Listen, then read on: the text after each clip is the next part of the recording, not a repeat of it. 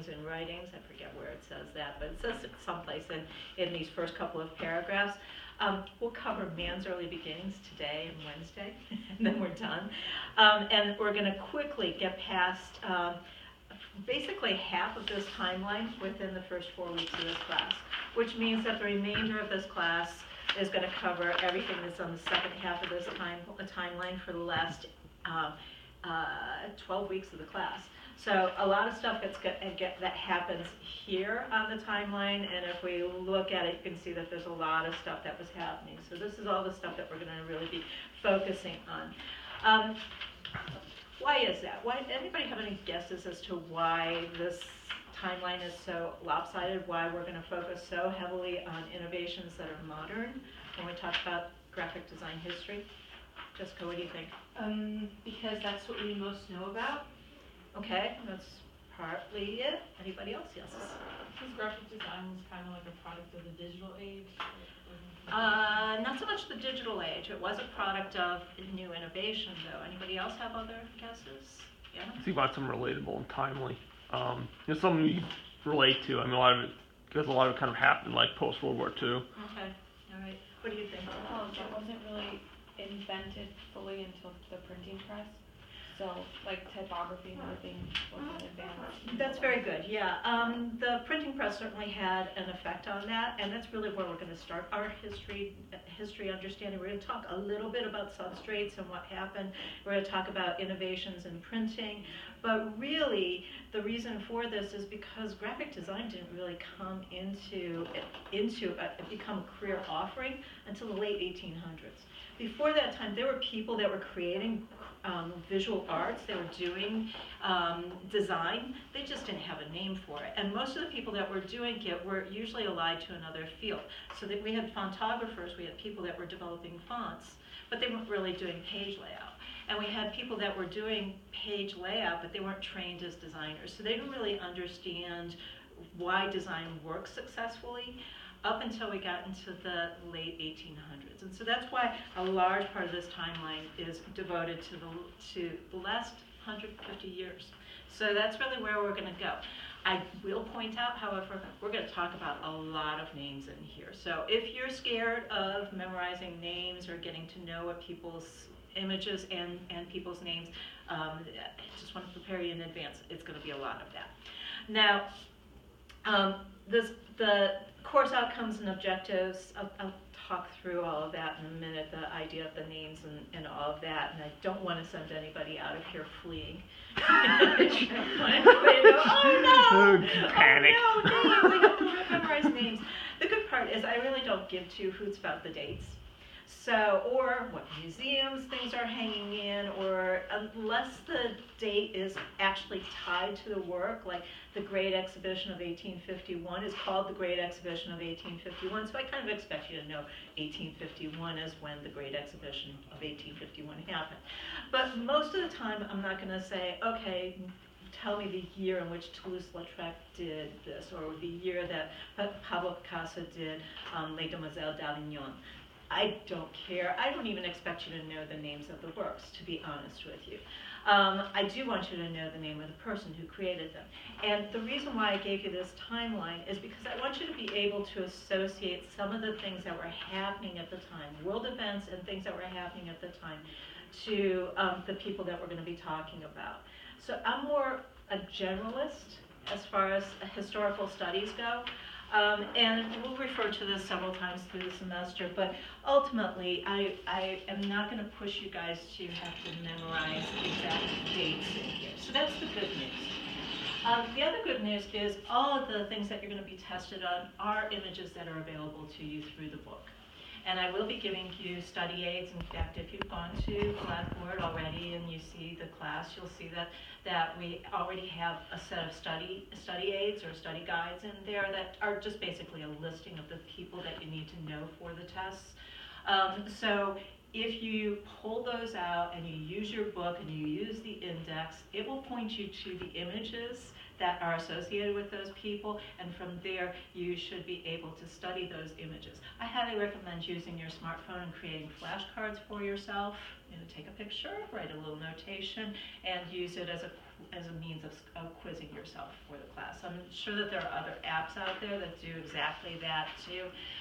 But that's how I would recommend studying, so that you can get through all of these names. After a while, you're going to start to associate the different people and the stories behind them, and the periods of time that we're talking about. This says that we're going to be discussing the relationship and interrelationship between client, designer, society throughout history. Yeah, we're going to talk about that a little bit, but I want to stress more that it's not so much the client that we're talking about. We will mention some clients, but they're not really the leading factor in the designs. Most of us that are professional graphic designers, the client has a very important role in the job of the works that we're creating. They have, they set up these parameters for us. But for historical purposes, the pieces that have the staying powers are the ones where the client's guidance became very secondary to the outcome. What we're going to be really looking at is why culture affects design and why things are designed the way that they do. Well, again, if we look at our history book and we start leafing through, you're going to notice that the designs from the past are very different from designs that we see in present. Part of that is because of the technology, yes, but part of it is because we have a totally different attitude today than we did in those times when they were creating those pieces. And we're going to study that and understand that and see how it affects us today. We're going to have many discussions talking about why design is the way it is today, or how things are affected as a result of things that have happened recently. As far as nuts and bolts, 5 tests in this class, we're only going to count 4 of them, so there will be 5. But I'm going to toss out the worst test grade that you get in this class. So some of you are going, yes. So you can go past that. We're also going to do something called an observation, which I'm going to go into more detail later on, but you can read up on that. And here, basically, I want you guys to be looking at the world that you live in now and finding its relationship to the things that we're talking about in the past.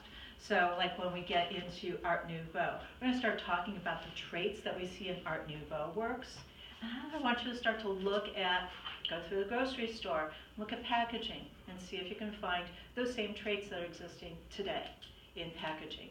If you can see things that remind you of Art Nouveau, or arts and crafts, or the Vienna Secessionists, or the Isms, or Art Deco. We're going to go through a whole slew of these different styles, and I want you to try to observe and find things today that remind you of those things in the past. Again, we'll go into more detail on that. I have a whole set of rules on that. There are 5 observations, but you're only being graded on 4 of them. So you have the opportunity to do the 5th one for extra credit. So if anybody's finding that they're falling behind and they need extra credit, that's one way to do extra credit. I've noted in the syllabus what the dates are for those observations. They just happen to coincide with the same day that the tests are happening. So just know that on the day that you have a test, you have an observation that's due. The observations you're going to turn in online, so you have until midnight of that day to get them turned in to me. So they don't have to be brought. I don't want you to bring in the physical copy. I just want you to make a PDF and upload it to our Blackboard site, and then they'll be graded there. On the last page here, you'll actually see that there's a rubric, and that's the rubric that I use for grading the observations. They only work 5 points. They're not heavy duty, but there are some things that you need to make sure that you're doing in order to get all 5 points, and that's shown here, and then this is an explanation about what you're seeing here. So again, I'll go into that with more detail later on. And then there's the 3 questions of the day. This is going to be a regular daily assignment for you guys, and it's my way of making sure that A, you're paying attention in class, and B, you're keeping up on the reading. So the question of the day is actually 3 questions of the day, and I require everybody to come in with prepared 3 questions. Why 3 questions? Why 3 questions? Because I asked 3 people questions. So there's 3 chances for people to score points on this. Explain the points. The points are used to give you extra credit at the end of the semester. So the student who has asked the most, or has gotten the most points through question of the day gets 10 extra points at the end of the semester. That's worth a whole letter grade. The second person in line, and even if it's split by 2, those 2 students, whatever, 3, I don't care, they get 5 extra points. And then everybody else who participated gets 1 or 2 points depending upon how many points you scored into it. So everybody gets the opportunity to get extra credit through the questions of the day.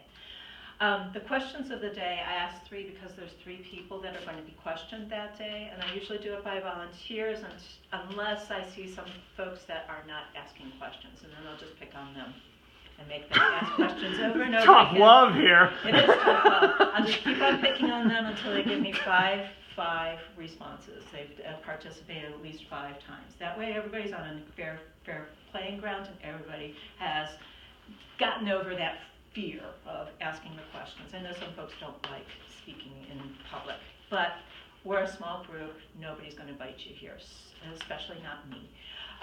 So I want to make sure that everybody has a chance to do this. In any case, the 3 questions, because first person, we're going to say Brandon. I ask Brandon a question. Brandon asks a question to the group, and his question is done. And then I turn around and I ask Mark Leo for a question of the day, and he'll go through his notes and he'll say, oh, I don't have a question because Brandon already asked it. But if you come up with 3 of them, then he's got a second question to call on. Same thing for the third person. So they can't say, oh, those 2 other people asked the question that I had. You have 3 questions. So if you're prepared with 3 questions of the day, then you're cool. Now some of your questions can be recycled, so some days you might not have to come up with a new question of the day because nobody asked the question from before. But what I want is for you guys to be asking questions based upon what the reading material is that has been assigned for this section, and also what the lectures are. The lectures are easy, and most of the time everybody gets those questions right because they're all paying attention for their question of the day. The reading questions, those ones are the tougher ones, and those ones you can actually score more points off of. So here's how it works. If you ask a question of the group, you get a point automatically for asking a question of the day question. There's 1 point. So everybody that asks the question gets a point. If that question gets thrown out there, question is out there, and then I turn it over to the class. Who wants to answer the question of the day? Who wants to answer Brandon's question?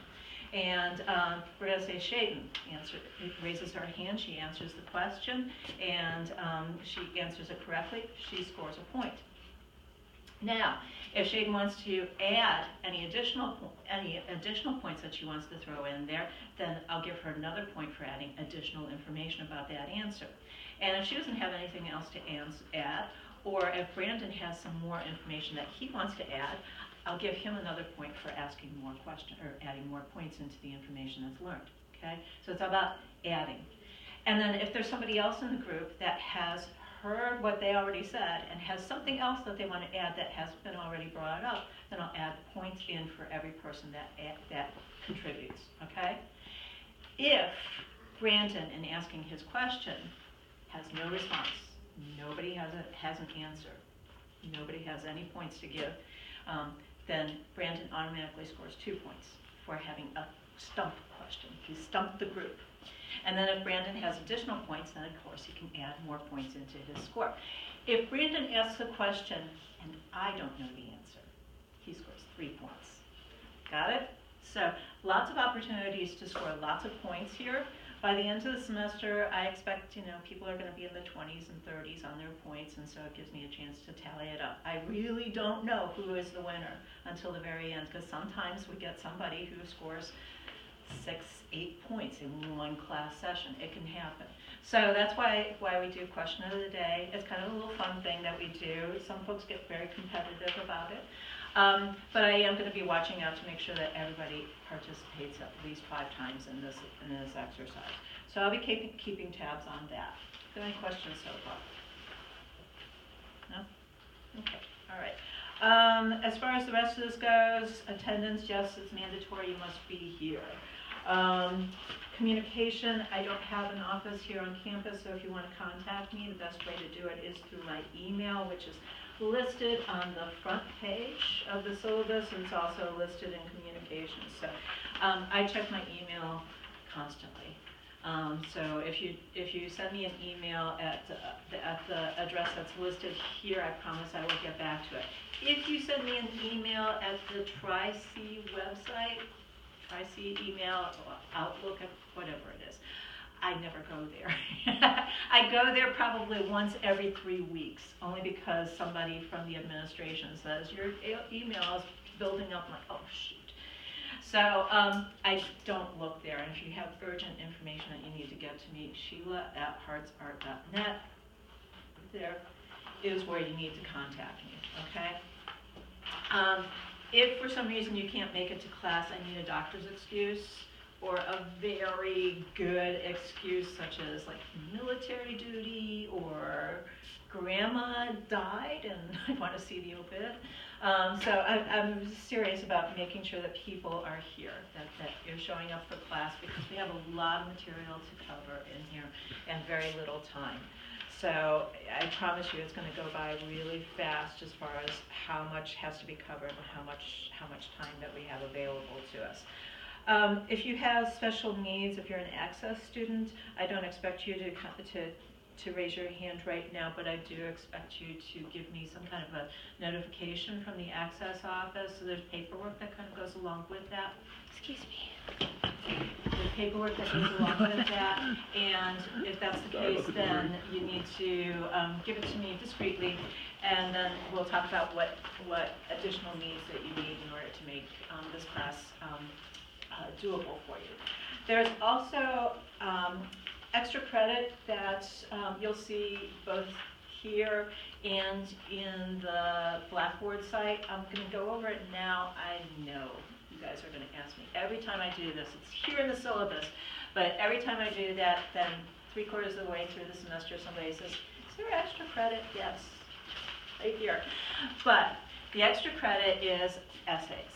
If you find that you are falling behind and you want to get extra credit, I will award 10 points, up to 10 points potential extra credit, times three, for students that write extra credit essays. The essays are about 600 to 700 words. That's 2 full pages. And what I want you to do is I want you to go to a museum, go on go to galleries. There's even podcasts that I'll let you listen to, but I want you to be looking at either things that are from our design history, or listening to or looking for people that are contemporary designers who are doing outstanding work. And I want you to do a little report on that. So again, it's written here, but that's due at the very last day of the semester, so there's plenty of time available for us to put that past our minds, but know that it's here in the syllabus, that there is opportunity for extra credit. So I've outlined like lots of different ways to get extra credit. One is that extra observation assignment. One is through the class participation and 3 questions of the day. And then the third one is through writing essays. I had a student last semester who did not test well. He was horrible about testing. The best he ever did on any of the exams was a D.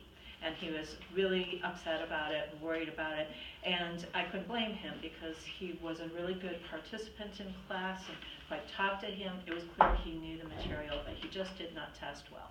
But by doing the extra credit assignments in this class, he passed the class with a B. So you do not have to fail the class just because you don't test well. There are opportunities here for you to succeed in this class, and I don't want anybody to feel like they're being left by the wayside. That said, if you find that this class is not it for you, I do not take that personally. People have scheduling conflicts, or just too many classes that are on their list of things to do, or this is just like going over their heads. It's all fine. You have until January 28th to withdraw from this class without it showing up in your record at all. You just pull out, go to the bursar's office or the registration, whatever they call it here, but the office where you register at, and if you do it by January 28th, you get some money back. So you can quit the class and it's okay. If after January 28th that you haven't made that decision, stuck my throat. If you want to stick it out, you have until April 12th to make a final decision about whether this class is it for you. Now again, that one student that was not doing well, that April 12th date, that was when he was trying to decide, am I going to withdraw from the class or am I going to continue on? And I assured him again that I saw he had the potential to pass this class. But if you're confused, worried, whatever, please have a conversation with me. I'll help you make that decision. If you decide at that point that this class is not working for you, you can withdraw from the class by April 12th. April 12th is the last day that you can do it. On that day, if you withdraw any day before that, it shows up in your record as a W. W doesn't really mean anything. There's no it doesn't affect your GPA. It just shows up on your record that you signed up for the class and for whatever reason you withdrew. Nobody really thinks too hard about that one, and I'd rather see a student withdraw with a W in their record than to stick it out and not pass the class. So if you're at that point and you know that you want to put in the extra effort towards the extra credit, then I think they're still golden. If you feel like you're not going to be able to do that extra credit, then it might be worthwhile to withdraw from the class at that point. And then that's pretty much it. So are there any questions? Anyway, any cutting edge note-taking techniques? I'm sort of Googling, there's the Cornell method, and it's evolved. Any new research or anything? My recommendation, what I've been taught is that the best note-taking method is to record the lectures, to participate in the lectures as they're being given, so not really taking notes at that time, but recording the lectures, and then after the fact, going back and re-listening to the recordings and taking notes from those. Okay. So that's so that you're basically listening to the lectures twice. The first time you're absorbing it, and the second time you're actually taking the notes from that. So. Okay. Do you have any video documentary recommendations on the subject matter at all? I don't have any video documents to verify that. Just conversations with people in the online learning community. Okay, I was just wondering if there's like videos or documentaries that have been No. professionally made on this.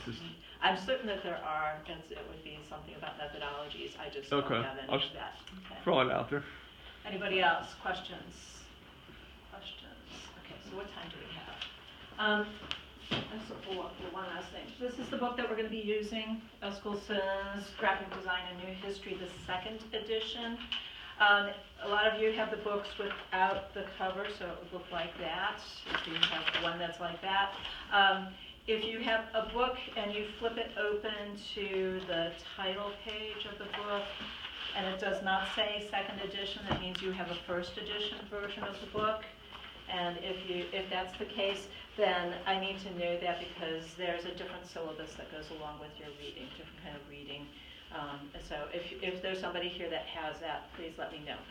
This book, it's not, you can get away without buying this book. I recommend buying it and keeping it for the rest of your life, just because it's filled with so many great images, images that are all about design history and great reference. You know, if you're trying to think back, it's like, oh, I sort of remember a piece of work that was really interesting, but I can't remember off the top of my head who it was or what it looked like. Then you can open up your book and you have that available. You're going to find that once you have started to absorb some of the things that we're talking about in this class, that what you're really going to learn is that none of this has died. That everything that we are doing today still relates back to the stuff that's from history. And this is a good source for getting ideas. So that's why I say buy the book if you can. If you cannot buy the book is available in the library here on campus. And I think they've got 2 desk copies there. However, the desk copies mean that they are only allowed to be reviewed in the library itself. You cannot check the books out. So they have to stay there. I think they have a copy machine in the library, so you could go through and you can make copies of them, or you could go into the library and read them. Adam, did you say that you went online? Yeah, there's a if you Google history, graphic design, new history, and PDF after, there's like a site equivalent to like iTunes or whatever, that like they have it, and I think it's like $10 a month or something. Okay. But you get whatever the whole library is, because I couldn't find it for a Kindle or Okay. other. All right, so you could explore that as well. I think they still have it at the bookstore. I haven't gone down there to check what they are, where it's at right now, but it's always available on Amazon. You can find used versions of it. I think they're less than $40. I could be wrong. Those of you who bought your book already, have your book already, did you get it at the bookstore or get it someplace else? You got it at the bookstore? Amazon. Amazon, how much did it cost at Amazon? Shoot, I can't remember. It wasn't like $70 or anything like that. No, it wasn't more than like 55 or 60 or something. Okay, I'm thinking that you can get them for like $40 or so through Amazon, so, did you get yours at the bookstore? I rented it on Amazon, Cool, Okay. okay, so Fair it enough was then. like back in May, but, all right, and how much did you spend for that? 20 something? Okay, cool, yeah, so it is available. This is probably one of the few classes that you actually, if you're in visual communications, there aren't a whole lot of books that are associated with visual communications. So that's probably one of the few books that you will have to purchase. But it's because we're not doing actual exercises. We're not doing things where we're pulling out a computer or whatever. It's way cheaper than a computer. So I'm just saying, please, you need to get this book. And again, if you have a different version of the book, please let me know so I can pull out my syllabus for the information that you're going to need for the first edition. Last chance questions.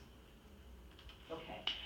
Do make sure that you go through the Blackboard site, and we're going to get started with one little thing. So I like to pull this one out every once in a while. I don't do it all the time, but every few semesters I pull it out. And this is basically my way of showing to you why design history is so lopsided on our timeline. So what we're going to do is this thing will go all the way around the classroom. If we start to ribbon this thing around to all of the classroom, it's going to come around to the front of the room and then probably double back. So the way it's going to work is I'm going to hand this to Mark Leo, and he's going to read out the first thing. Sorry, you get to read the first thing that's on the ribbon. And as it goes past people, if you come across something that has words on it, then you need to read out what those words are. This is a pretty close approximation of what the timeline is. I shortcutted some stuff in here, but this is based upon how many years there are. So I think it's 100 years for like every 1/8 of an inch, at least at the first part of it. So after a while, you can start to figure out, how many hundreds of years we're talking about, or thousands of years. So let's start here. 300 BC or 15,000 BC. Lascaux cave painting. Lascaux cave painting. So I'm going to do this. Hand it off to Liz, and keep on unrolling it. Let it pass to Anthony. And from there, Anthony, if you can have it behind you. And we're all going to get tangled up in this before very long. So we're seeing that there's nothing back at this corner of the room. We're going to keep on going. Gets to Young Hay. Nothing so far. And then handing it back to Jessica. Well, don't we want to go this way? Sure, why not? Go down to Anisha. That way I can just hand it off that way. Still nothing so far, and so you're going to grab onto a corner of that Anisha. Just grab onto a corner of that, hold onto it so we can keep it somewhat taut. And still moving on. Jessica gets Watch, I'm it. getting something? No. No. And then handing it off here. Still nothing. Keep on going. So how many thousands of years do you think we've actually passed so far? What was the math again on it? About 1/8 of an inch for every 100 years. It changes as we get further on because there's no way. Did you find something? 5,000 BC, first written record keeping. Okay, so that was 10,000 years right there. 10,000 years. That's more than we have been around to record, Lascaux cave paintings were back then, but I mean, none of us, we don't really have much in the way of history other than that. Go on.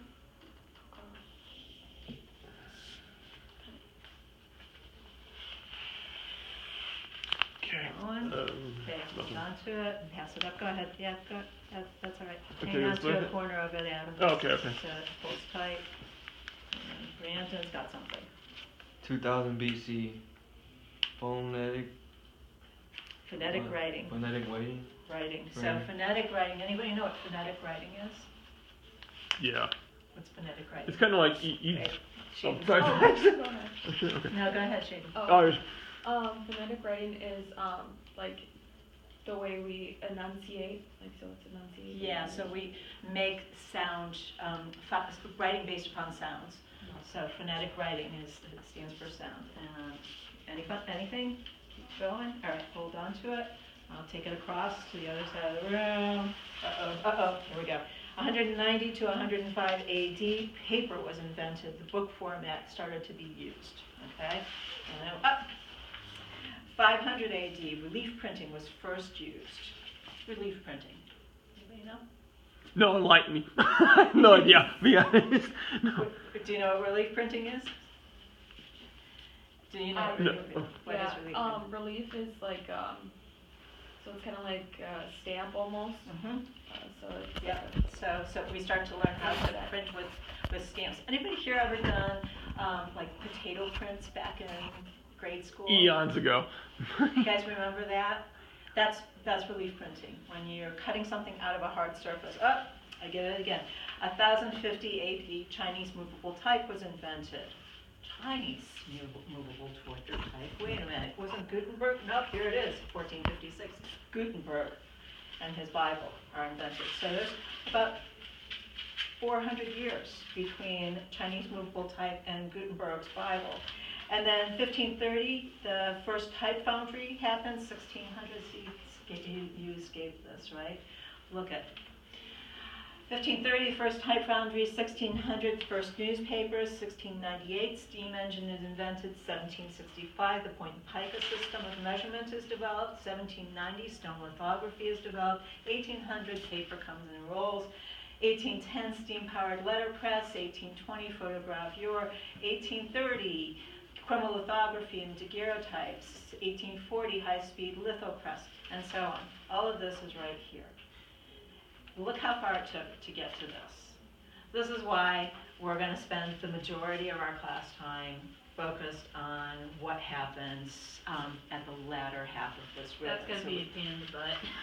So really, this class, even though we're covering, it's really this much that we're going to cover over 12 weeks' time. Okay. And all of this is probably to here is what we're going to cover in the next 4 weeks of the class. And all of this is today, Okay. maybe Wednesday, for the rest of this. Okay, so I think you get to see that this is not really important, the stuff that happened before. It is important, but it's not as monumental, it's not as quick and as fast as what we see in the latter part of our timeline. Why? Why is that? It's technological innovation. I mean, lots of other discoveries. Steam engine, electricity, Exactly. industrial revolution. Exactly. So all how that. does that put things today? Do we have anything that's the equivalent of those inventions that were happening in the 1700s, the 1800s, that are happening today? You could make the argument they're digital versions of it. I mean, it's kind of where do you stand on that side of the You guys debate. can all drop your paper. Oh, you want to send in reverse? We can probably roll it up. Yeah, no, I'm gonna hand this off. I'm gonna get this to a certain point, and then one of those people in the back row that thinks that they're invisible to me is gonna get the rest of this job. So I'll get you to the. Oh, to- dear. To the, Tough to the, I love told here. you, the folks in the back of the room, you're gonna get picked on. So, because you think I you're. just chose this one because it was because you- really rosy left. You think you're invisible back there, but you're not. All right, so yeah, technology, digital technology is really a big thing that is important to us, and that's making big changes. In your lifetimes, I guarantee things have changed. Can anybody name some innovations that happened in the course of your lifetime that have changed the way that we do things? Jessica? Smaller and more compact data storage. Yes, very good, very good. What was it before, like even in just the world of computers, does anybody know how we stored Floppy dad disks. has Oh one. my god. floppy disks and, oh gosh, they have all kinds of different kinds of storage My dad devices. still has a screen that only produces green lettering. Okay, yeah, Gosh. yeah. What other things happened? Other things that happened that have changed in the course of your lifetime? Yes? I would say even social media, where people sell things, Mm-hmm. Mm-hmm. see things. Yeah, so how did they used to sell things? Oh gosh. In Think back to person, when you were a storefronts? kid. Think back to when you were a Door-to-door. kid. How were they, what'd you say? Door to door. Door to door? Oh, yeah. People used to Newspaper. come You door couldn't to ship anything. Anybody ever have somebody come door to door at their Jehovah's house Witnesses. recently? To buy cable, okay. I had some financial guy come to my door the other day, and I'm like, I laughed at him. I said, "You're sweet, but you need a new marketing perspective. Here, I'll give you one of my cards." So, and I did. He's called me, and so we're gonna have a conversation about designing a marketing campaign for him, because it's like door to door. I'm willing to bet he is not getting the kind of response that he would like. You hustled the sales guy. That's funny. Yeah. What other ways of changes? What other kind of inventions have happened? Yes, Jessica. The touchscreen? Touchscreen, good. Yep. What else? Artificial intelligence. Artificial intelligence. How so? What kind of can we point to some artificial intelligence? Oh god, everything like the Mars rover. It doesn't even have to be that big. I mean, how many houses have those Alexa. robots that vacuum yeah. your carpet for you, right? Siri. Or you have Alexa, or yeah, doing all of that stuff. Big changes that have happened in the last, just in the course of your lifetime. What else? Anybody here buying a newspaper? Okay, that's a funny story. My undergrad was in journalism. And I was told that paper might go out of style, but words won't. That's true. That's true. So we found a new way to put print information down. All right. So I'm going to hand this back, and Courtney, I'm going to let you take it over from me, and then I'm going to you're going to continue to hand it on. So people are going to collect this and roll it back up for me. Anything else? Anything other ways that people can think of? Yes, Jessica. I don't know if this is my age, but phones, Mhm. the rapid acceleration of phones, not just being calling devices, but texting and. Right. Yeah, I used to have an old trapezoid. This is an age thing, but I used to have an old trapezoid cell phone. I had it when I was in high school. It was in the late '90s.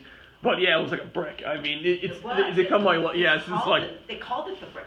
It was like literally the size of a brick. It's like 80s Had Wall this- Street had stuff. This antenna on it. no, mine was smaller. It was like a Motorola, but the same idea. Back in the 1980s or so, you had these.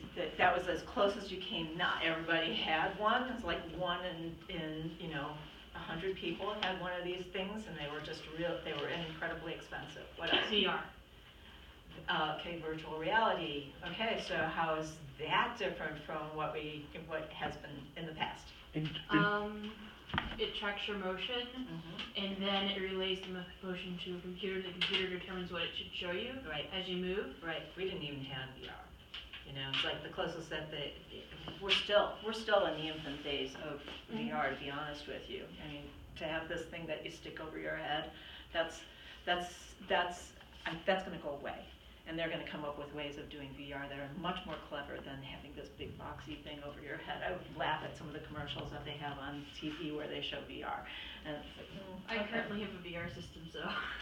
Google Enjoy. Glass, or what do you? Enjoy, but again, It is awesome. as it is the becomes most awesome more thing popular, ever. it's Not gonna play with change. it, yeah. Anything else?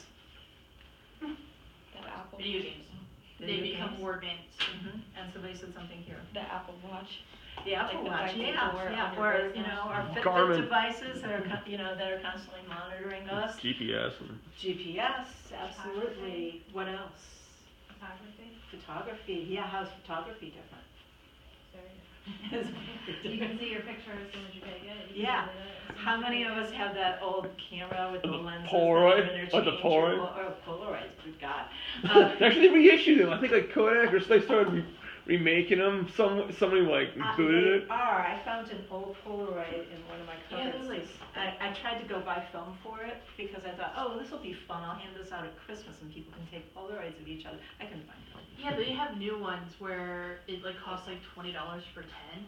Yeah, it's just, Oh, yeah, wow, yeah. I couldn't even find film, so it doesn't. And they have like an doesn't exist. iPhone attachment where you can make it print like on the spot. How about shopping? How many of us shop online versus going to the mall anymore? Malls did. Yeah. Apparently we're ruining marriage, malls, in fast food not fast food, like restaurants, high class places. And people are wondering why, like, we don't do it anymore. And we're like, dude, we're just starting. We don't have the money for it. Okay, so back to that AI, I mean, they're talking about self-driving cars, that's coming along, right? Tesla. And, yeah, Tesla, and it just goes on and on. So we're living in this period of time where there's innovations that are happening. You think that's gonna affect design? Very much so. Oh yeah. And already is affecting design. We're outmoding stuff that we used to consider as just traditional standard for years and years and years. In some ways, this thing right here is a very old-fashioned device that, you know, there's a lot of questions as to whether or not this is going to stay around. Yeah. And on that note, why is the text there so small for a book that's on graphic design? It's like the font or whatever size font they use to print is just, I think, a magnifying glass. Again, tradition. Exactly my Tradition point. that's tied to this. So, if we're working in digital book format, what's the difference between a digital book format and a print book format? What are some of the things Digital that are doesn't different? weigh as Jessica, much. You should know this one. The digital format allows you to zoom in and you can read it better. Exactly. And with the physical format, it's a little bit harder to read, but you can open it whenever. But the digital takes longer, maybe longer to load or get access to. Right, well, in digital format, you know, we're kind of stuck on, or in print format, we're stuck on how many pages we can have a book be, right? A book can only be. Where your budget's at. It's based upon your budget, it's based upon the printing and the technology behind printing. And now with digital, you can have a limitless book. You can have a book that just keeps on having additions that are added and added and added. On the other hand, you end up paying for that. You know, it's like, okay, you have to buy the addendum, all right, then that adds into it. But all the same, they're finding ways to use, you know, to do this and translate it into a digital format. Some people resent this, or resent the digital format, they prefer this. I personally, you know, old-fashioned as I am, I feel like I still prefer a hard copy book, because I like to have the index to, you know, to look things up. I like to be able to leaf through and to really study the images. I like to, you know, reading things on screen bothers my eyes. I get headaches after a while of doing it. And so there's reasons for going, you know, back and forth between them. But your generation has grown up knowing how to use this device way better than my generation has. So I expect probably in the next 40 years, maybe sooner, probably 30, that this is going to go by the wayside, or that it's going to be considered kind of quaint and cute, nostalgic, retro, if you will. And people are going to look at that as the same way that they look at LPs, playing records, albums. It's like, oh, okay, that's cute, but you know, that's not how we really do things. They're worth a lot of money now. You know, those Beatles albums or something. Yeah, yeah. All right. I'm going to show you a few slides on here, and then we're going to call it a day. So I just want to get you kind of caught up to what, just the first couple of lessons, as I pointed out, that we're going to have in this class as we move forward. Just to get us into the history and just to get us past that first hump in this timeline that we're looking at. Kelly, you have the fun spot of being in right next to the light switches. So you're going to keep that one on, and the other ones you're going to turn to off. So that's on, turn it off. You guys hear a high-pitched noise or noise when she turned on that one light switch? I can't hear. Old ears. Anyhow, so just in a nutshell, this class we're going to be looking at a lot of names. And again, I know that this can seem like it's daunting. This is, you know, pretty much over the course of the semester, this is where we're going to go. You're going to see a lot of these names come up. There are a few here that we're not even going to get into, but all the same, you can see that there's a lot of folks that we're going to be looking at here. And that's just because these people are groundbreakers, and to be honest with you, this doesn't even cover half of the folks that are available for us to study. So I'm really doing my utmost to try to pare this down to the most important persons that we need to study, that we need to understand for this class. But what we will learn about these folks is that they were groundbreaking and astonishing in their own ways. So I'm not going to put it to you that you have to memorize every fact about them, but I'm pretty sure by the time it gets into the semester, I can pull up these names and that you're going to have a visual picture in your head of what their work looks like. And that's really where I want you to be. This class is really kind of crossover between the direct history and not just the history of design, but history of the world. Things that were happening like World War I, World War II. And then the culture that was living at that time, as well as society and what society expects of people. And that is what really is going to give us our perspective, and that's where we're really focusing our attention in this class. We're going to start here, and this is the first thing that Mark Leo was reading for us before the Lascaux cave paintings that existed in 15,000 BC.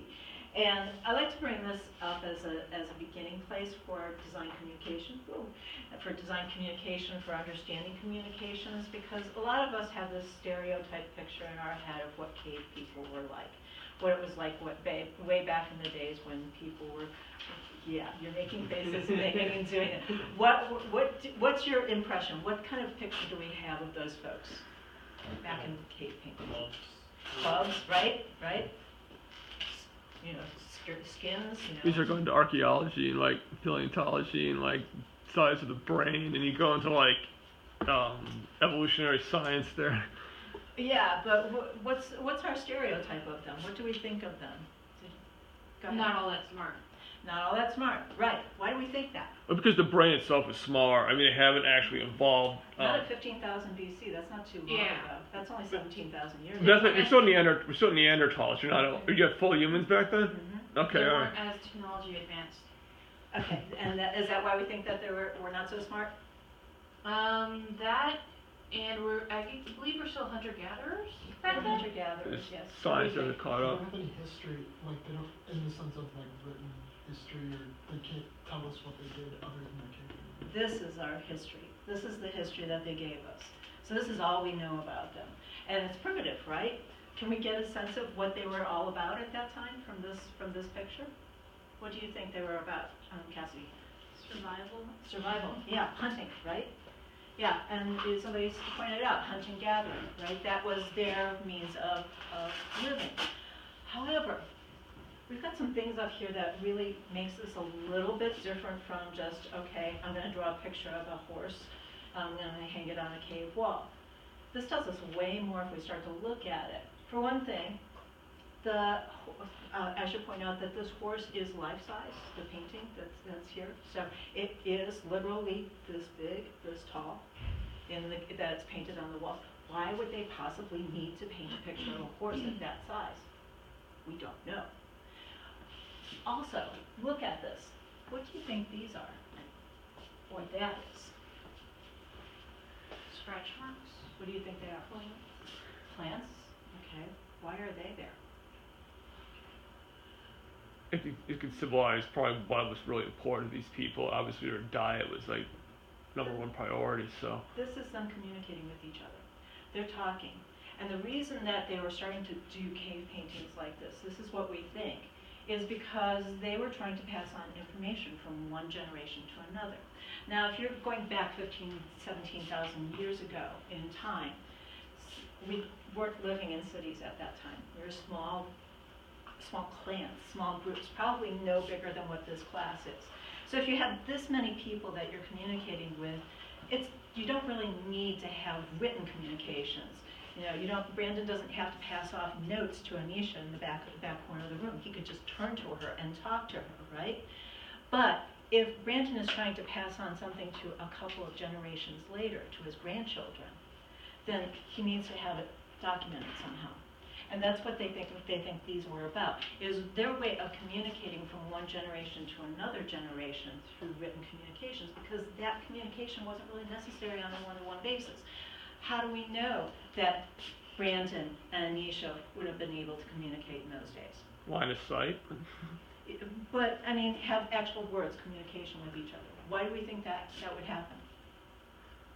And that's the question. When was actually verbal communication established? There's no good answer for that. Let's look at examples where we know that they didn't have written communication. Other examples in recent history where people are communicating without having written communication. Yes?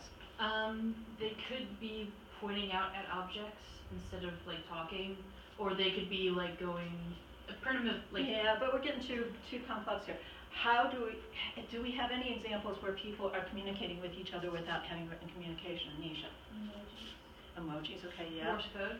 Yeah. Like So we've today. come up with ways of communicating that way, but it's even Sign simpler language. than that. Sign language, Sign language, good. What else? like facial expressions. Facial, there you go, now we're getting into No, so How nonverbal. about All right. when we talk to children? Children Body can't read, gestures. children can't read or write, yet we still communicate with them very well, don't we? If we go back in history and we look at Native Americans, they didn't have written documentation, but they still communicated very well with each other. We can go into Africa and to tribes from a couple of hundred years ago when the imperialists were taking over and conquering parts of Africa. They were coming across these primitive tribes that had full laws and customs and structures to the way that they worked without having written communication.